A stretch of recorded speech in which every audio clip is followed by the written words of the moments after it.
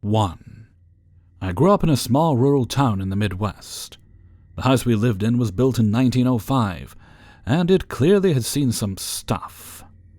I'm positive this house is the reason I'm afraid of the dark. I was 8 in 1995 when we moved into this house. Shit started happening pretty fast. The first thing we all remember was my mom waking up in the middle of the night to find the bathroom light on. When she went into the bathroom, she found the shower curtain all twisted up, and all of the toiletries from inside the shower were stacked in the middle of the floor. She thought it was my sister sleepwalking. Of course, my sister had no memory of that, but considering how precariously everything was stacked, it didn't seem like a plausible explanation. Next, our dog started noticing things. They would raise their hackles and growl as a dark shadow passed my parents' bedroom door. Occasionally, the dog gates my parents used to keep the dogs out of the dining room would shake and rattle, which of course also sent the dogs growling. The shadows, along with the taps on your shoulder only to find that no one was there, became commonplace for us. A really regular occurrence was hearing someone walk up and down the stairs. I remember one morning I was in my room upstairs getting ready. There were 2 bedrooms upstairs, mine and my older sister's. She had graduated, so I lived upstairs alone. I could smell breakfast cooking, and when I heard someone walking up the stairs, I figured my mom was coming to tell me that food was ready. However, when she didn't knock on my door, I thought maybe she was waiting behind my door to jump out and scare me. These kind of pranks are really common in my family. So I stood to the side of my door to where my mom wouldn't be able to see me immediately when I opened it.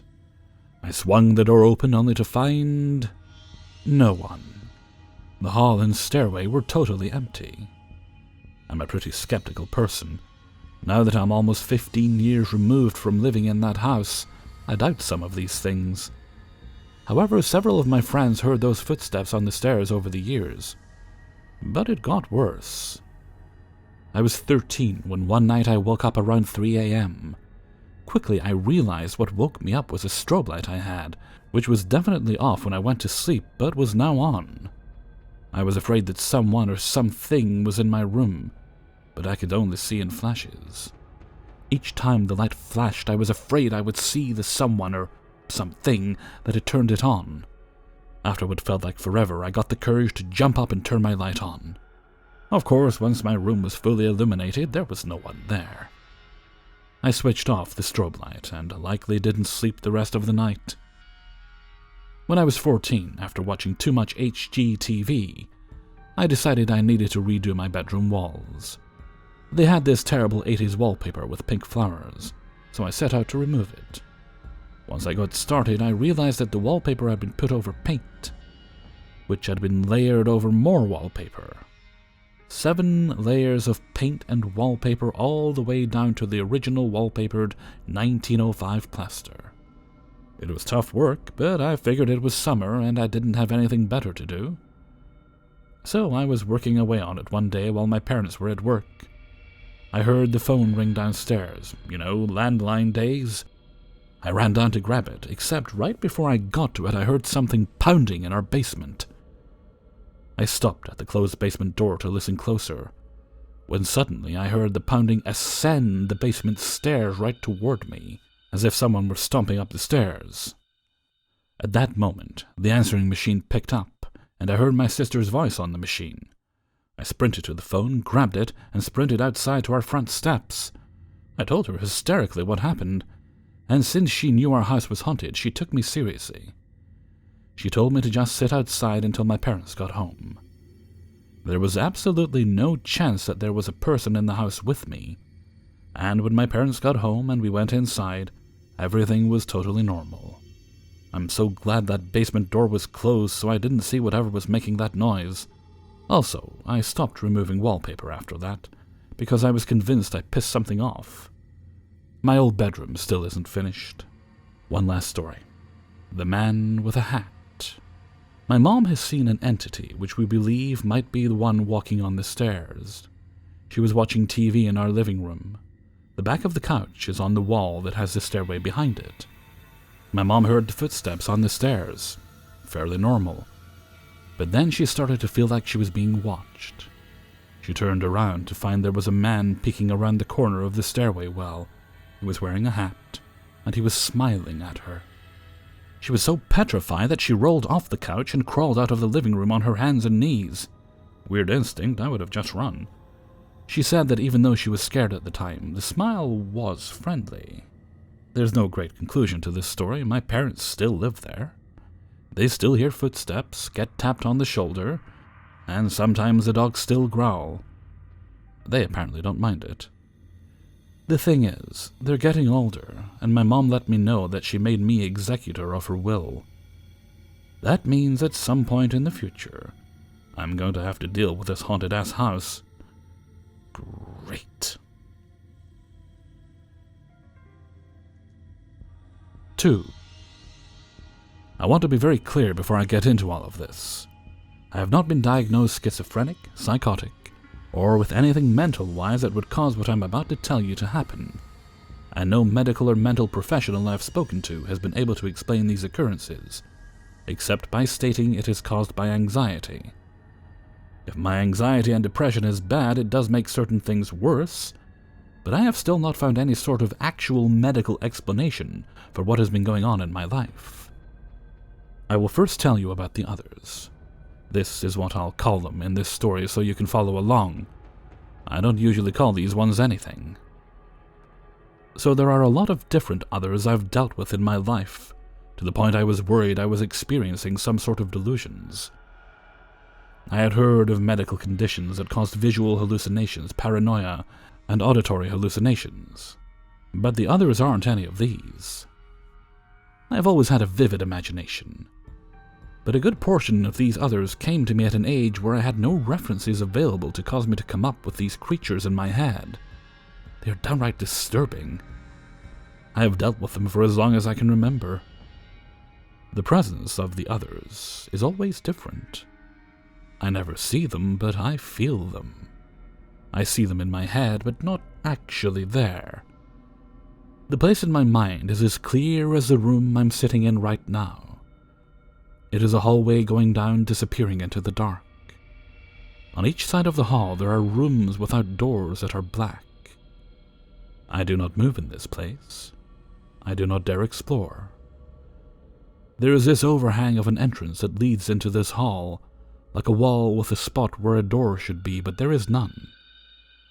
I'm aware of this entrance, and see it, but at the same time I'm standing in it. Some of the others reside here.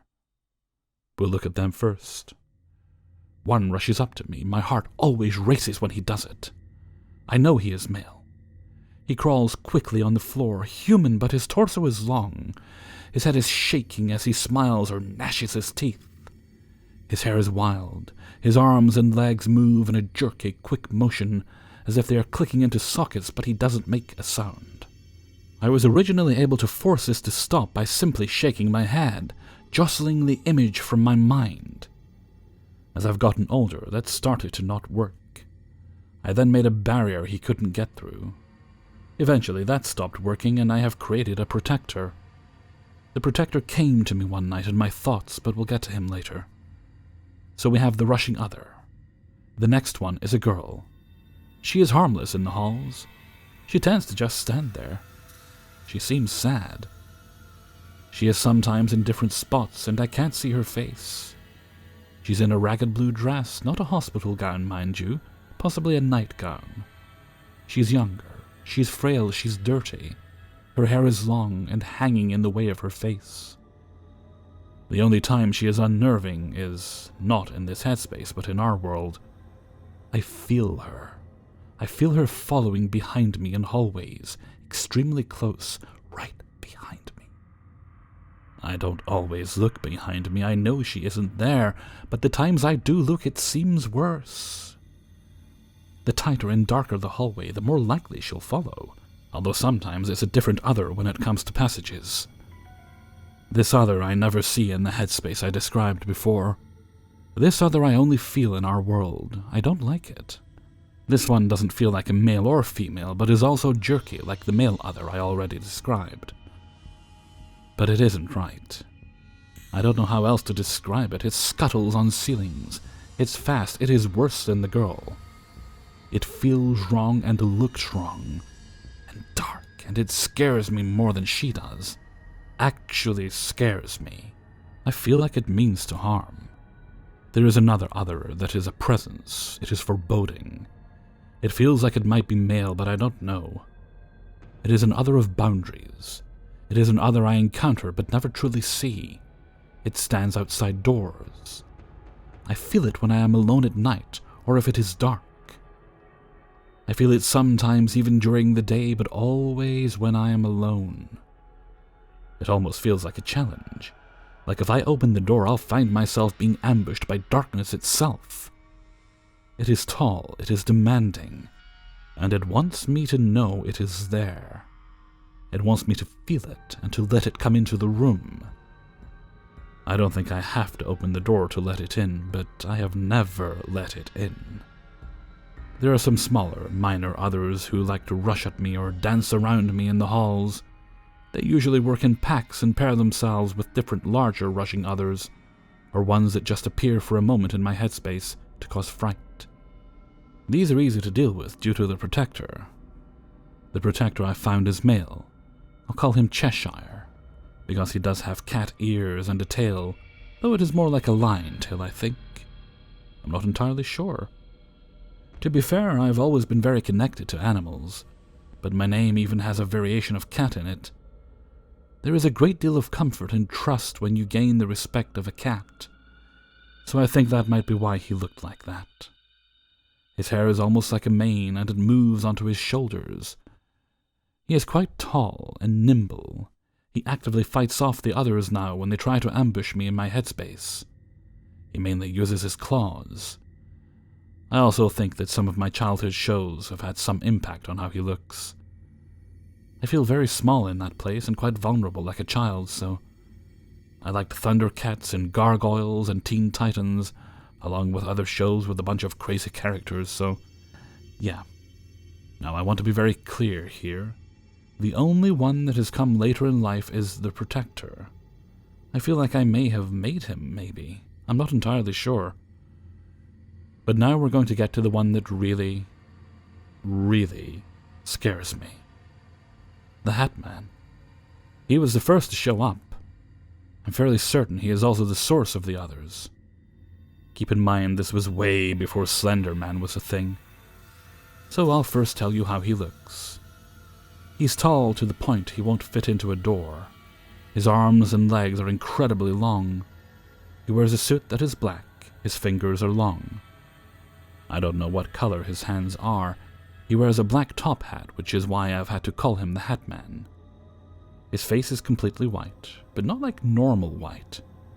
I have never seen a color so pale in my life. It either has nothing on his face at all, or just a mouth that is smiling, full of huge pointed teeth that wraps from one side of his head to the other, the points of his mouth ending at his hat. He has never opened his mouth. I first started seeing him when I was 4 or 5. He would be in the closet, but I didn't see his features then. Then he was just a very, very, very tall shadow. So I wouldn't leave the closet door closed, so I could see him and make sure he didn't come out. I had horrendous nightmares when I was young. The kind a kid that age shouldn't be able to come up with on their own. I've always been able to feel, taste, and smell in my dreams. I've experienced pretty much every death you can think of, though. It was pretty unusual. I would actually die.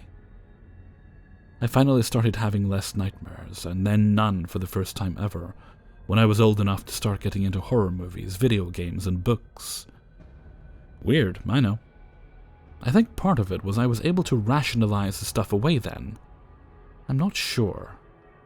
So nightmares don't happen as much for me now. Though I'm sure many of you would still consider my dreams nightmares, but at least they're tolerable. Now, I said before, I don't explore my headspace. The reason for that is I know for a fact that if I go down the hall into the dark, the Hat Man will be there. Now, this probably doesn't seem like a big deal, right? I mean, he can't physically hurt me, right? Wrong. I've had 2 encounters with him in my dreams that have caused physical side effects. The The first was when I was staying with my dad for the summer to work at a vet clinic to see if I wanted to go into that field. Now that dream I don't remember as well because his interruption was minor and the dream wasn't anything noteworthy as far as what was going on. All I remember is he scratched me with those long fingers of his. It was on my left thigh. I woke up pretty quick because it hurt. It was searing to the point I looked at my leg. There were 3 long dark scratches on my leg. Now I'm very rational. I looked at my nails, but I had them cut down completely because I was working with animals and didn't want them to get scratched or to get stuff under my nails. I looked around the bed on all sides, but there was nothing that could have caused the injury. I tried scratching myself with my nails again in the same way, but no matter what I did, it didn't leave a mark. The one he left ended up scabbing over. I know it wasn't caused by one of the animals either because it was very obviously part of my thigh, where just looking down I would have seen it changing.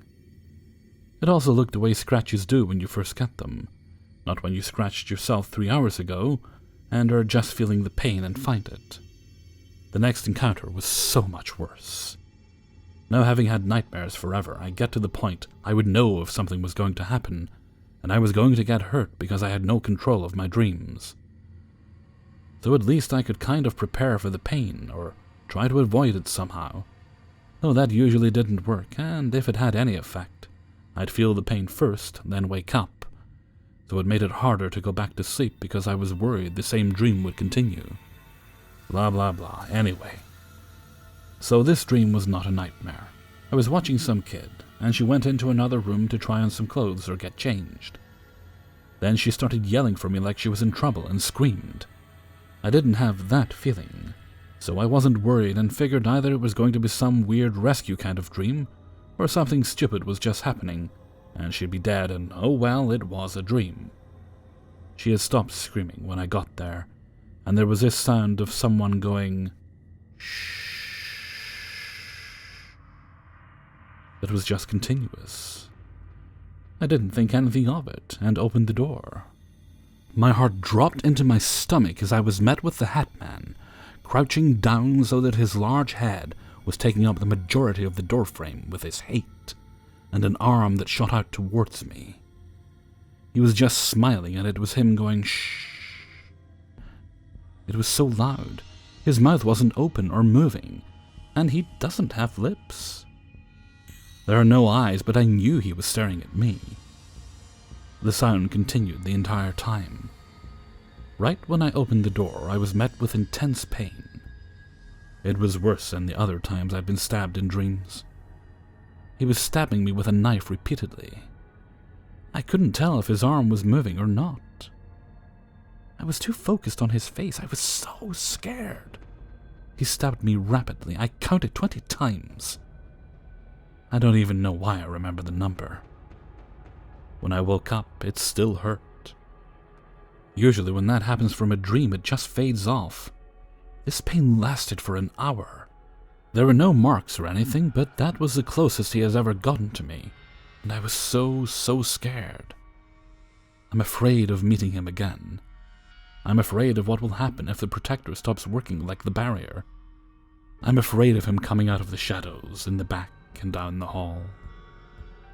If anyone knows anything, please help me.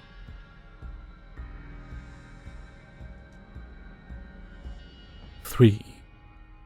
So it all started from a couple of months ago. Me and my friends used a Ouija board, and after that, weird shit started happening. Things moved and doors slamming.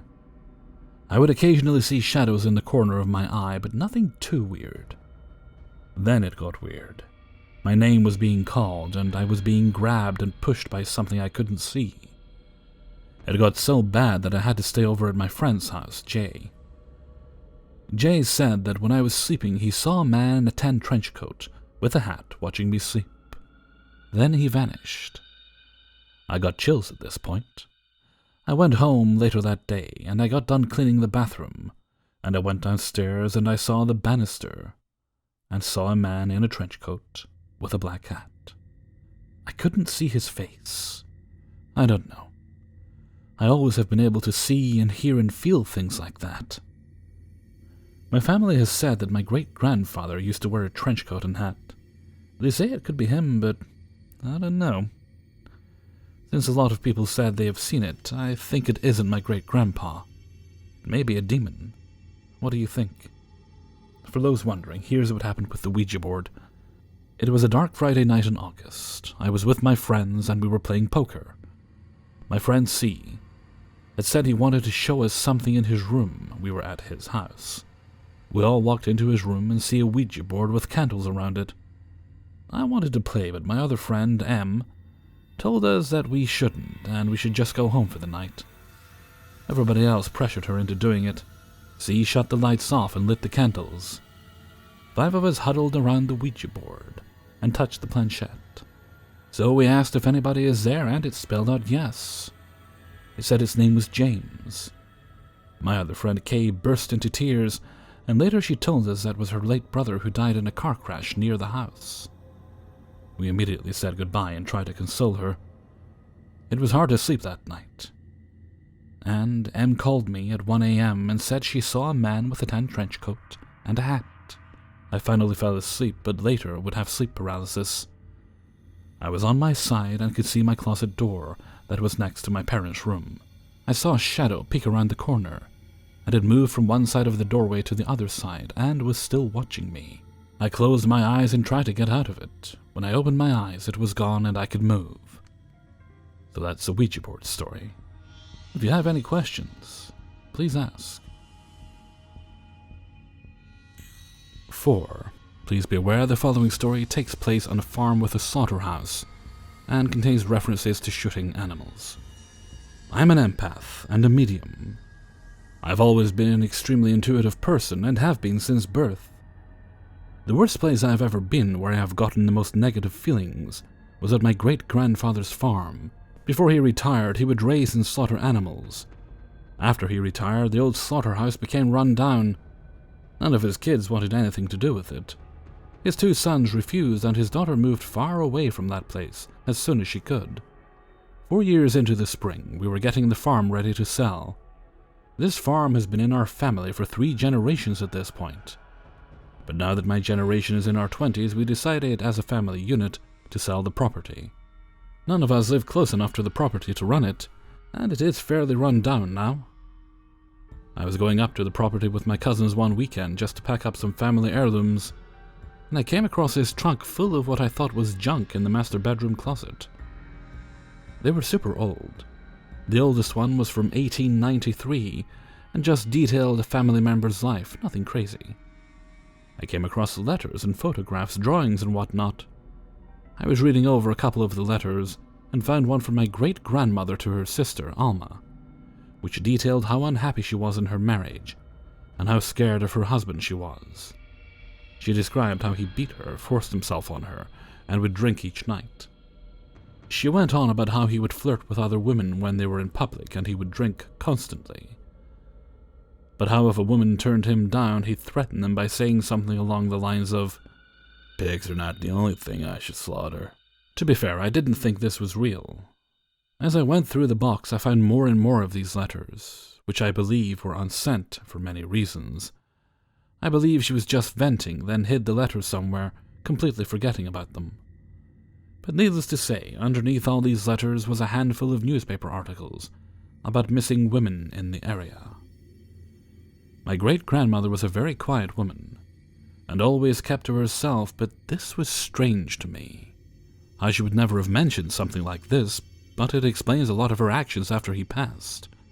She seemed relieved and free, as if she felt at peace finally for once in her life. She lived to be 104 years old, surpassing her husband by 6 years. Regardless, I was a little spooked.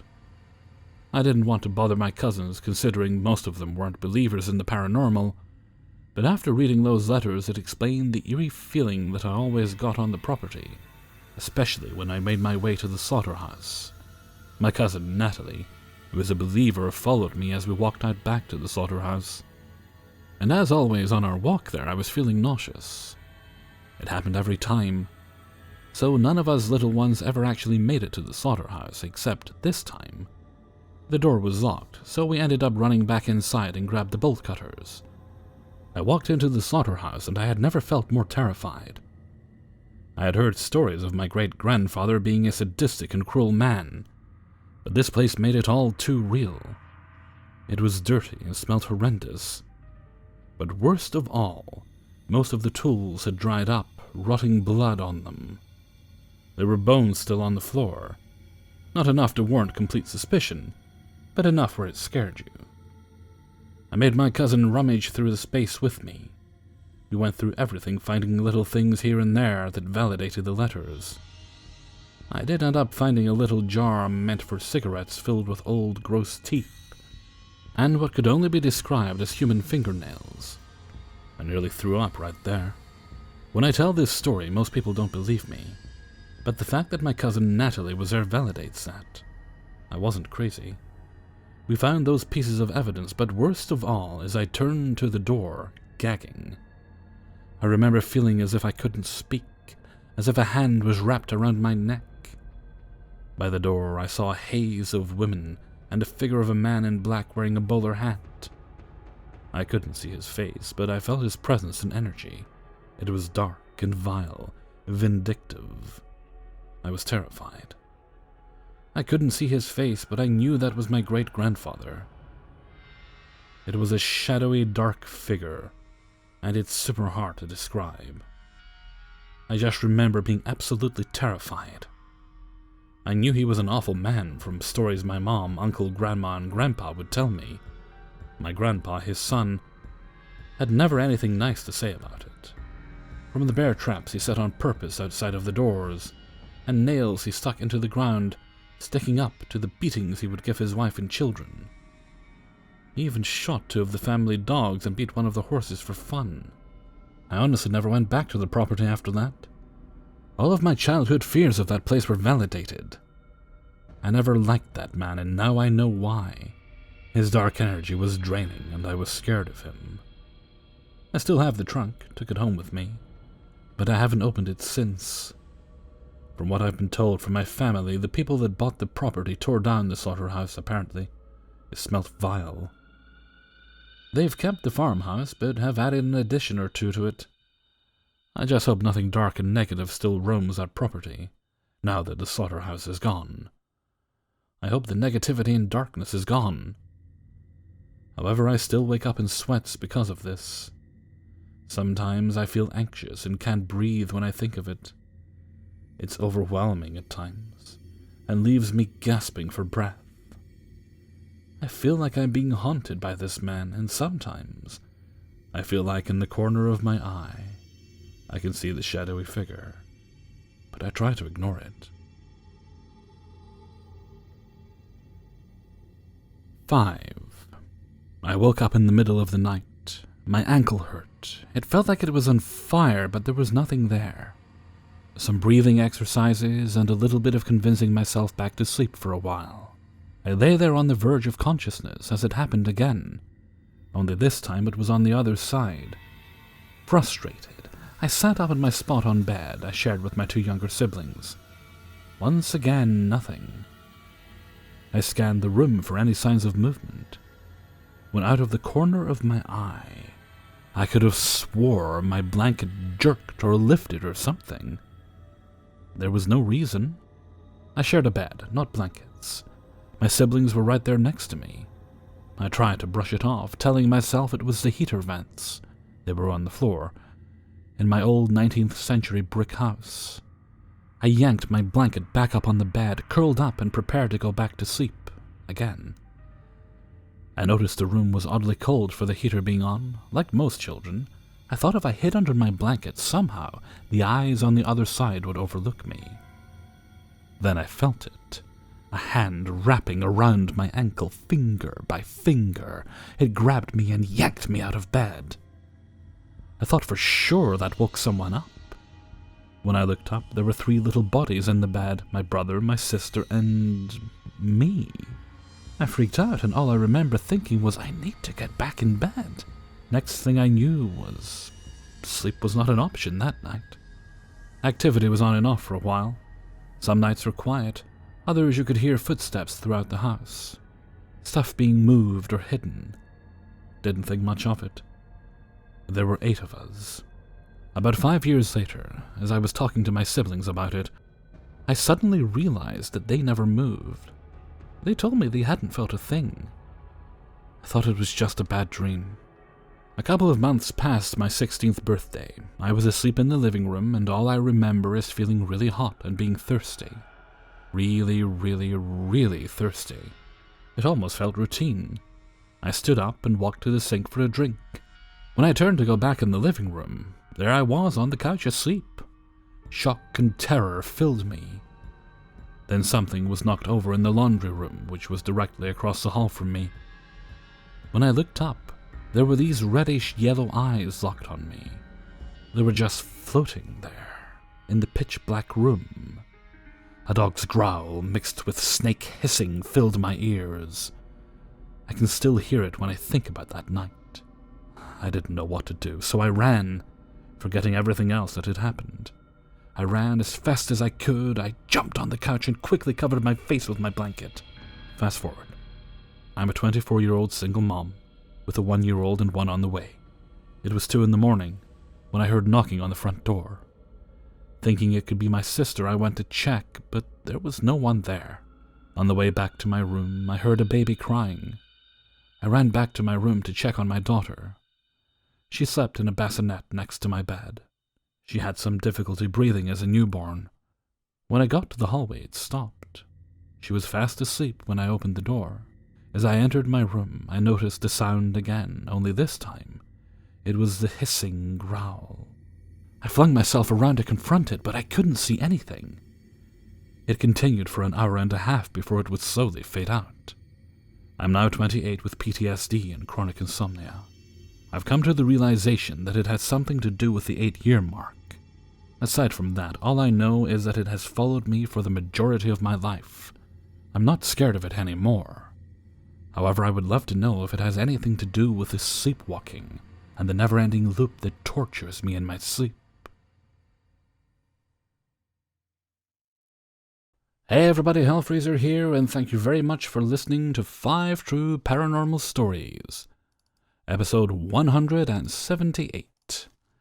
And thank you very much to everybody who allowed me to use their stories in this video. This was, as you may have guessed from the first few stories, going to actually be a Hatman video, but alas, thinking I had enough stories, it didn't quite pan out in the end. Still, 5 spooky stories nonetheless. I will try to get another paranormal tea together as soon as I can. I have rather been enjoying those.